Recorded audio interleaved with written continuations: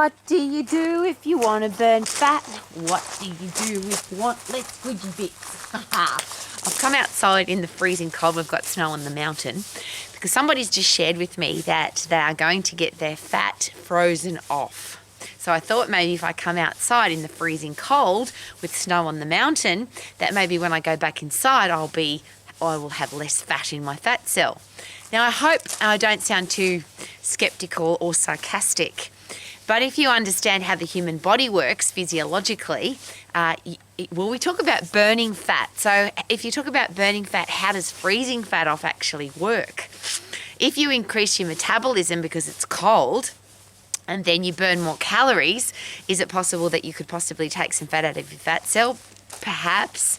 And does that mean that if we go outside on a cold day with no clothes on that we're going to lose 5, 10, 15 kilos of body fat? And the answer is probably not.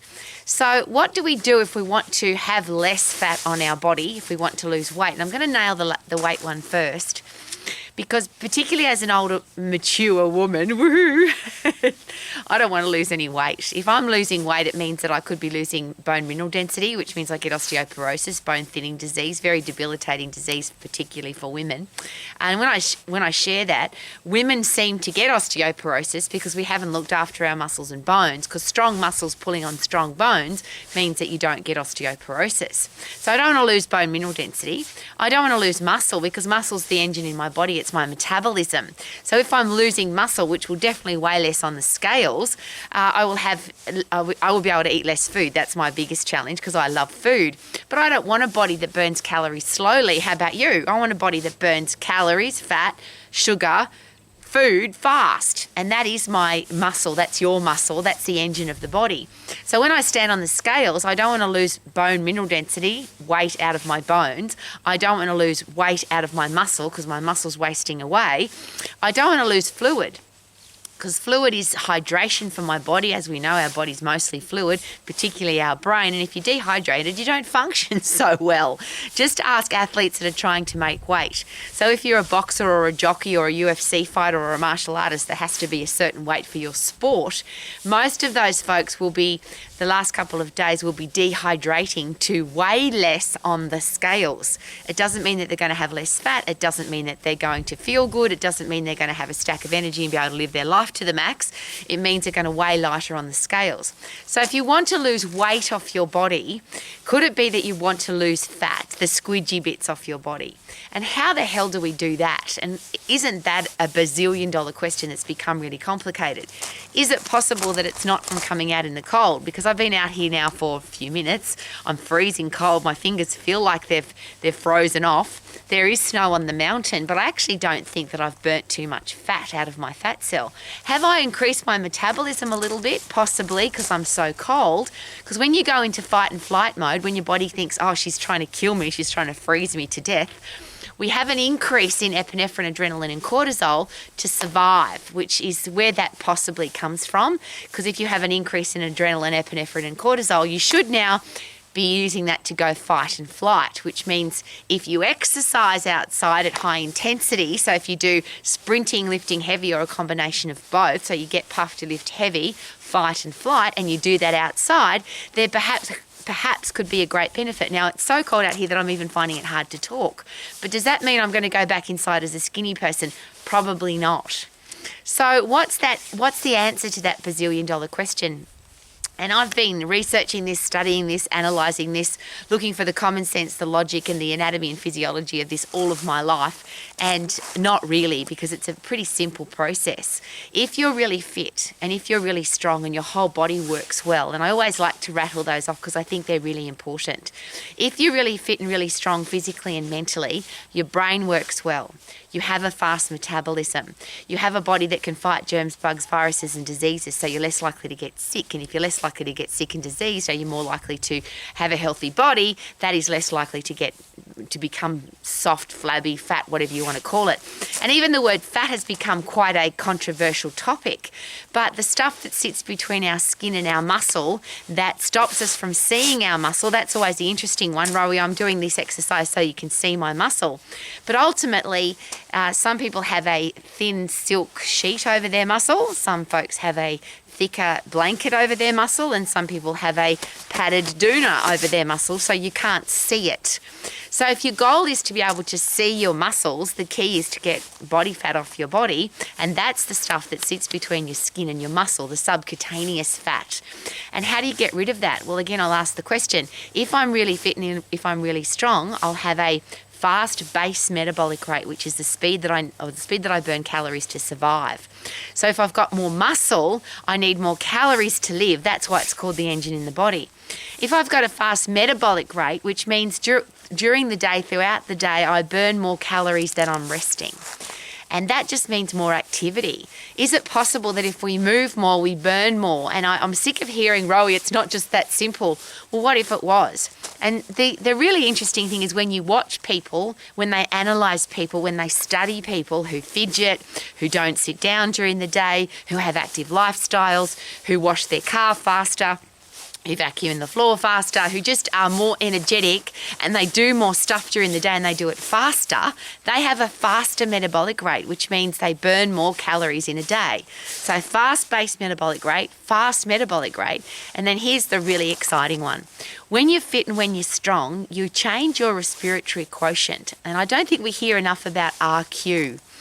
Sometimes people just say RQ and nobody knows what that means. It simply means, respiratory quotient means where the calories are coming from that you're burning at the moment. Now, people talk a lot about burning calories when you exercise, but as I always share, I don't want to burn very many calories when I exercise, and I certainly don't want to burn any fat when I exercise, because high intense phosphate activity where you're working at 100% effort, the fight and flight system, so that you can fight and flight, that doesn't burn any fat. And because it's only for 10 seconds, it doesn't last very long, so you don't burn very many calories.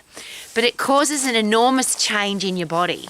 Your whole chemical response in your body changes because your body says, she's trying to kill us, she's going to die, we have to get the hell out of here. So your chemical responses in your body, everything increases. And that's the intense change that we're looking for. Not the fat burning while you're exercising, not the calorie burning while you're exercising, but the change in your respiratory quotient. Because RQ, where the calories are coming from, obviously we spend a lot more time doing nothing than we do doing high intense activity. And wouldn't it be nice that when we're resting, when we're walking around, when we're watching television, when we're doing our work and not working at a very high intensity, that our body preferred to burn fat while we were doing that?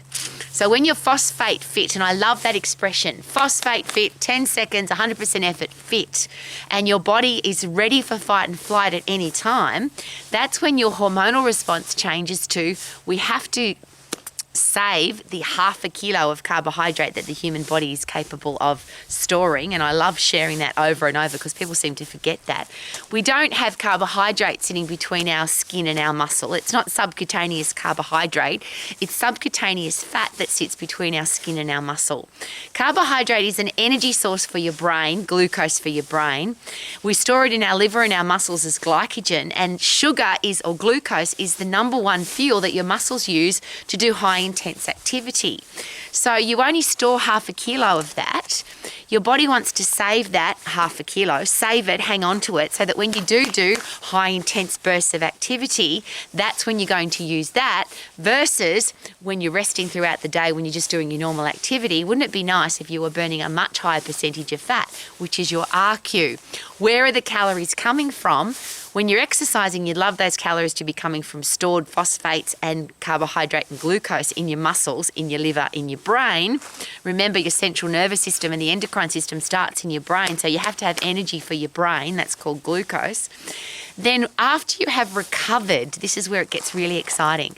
You do your high intense burst of activity, you get really fit, you get really strong, you change your RQ. So you've got a high base metabolic rate, a fast metabolic rate, and your RQ, where the calories are coming from, becomes a higher percentage of fat when you're resting.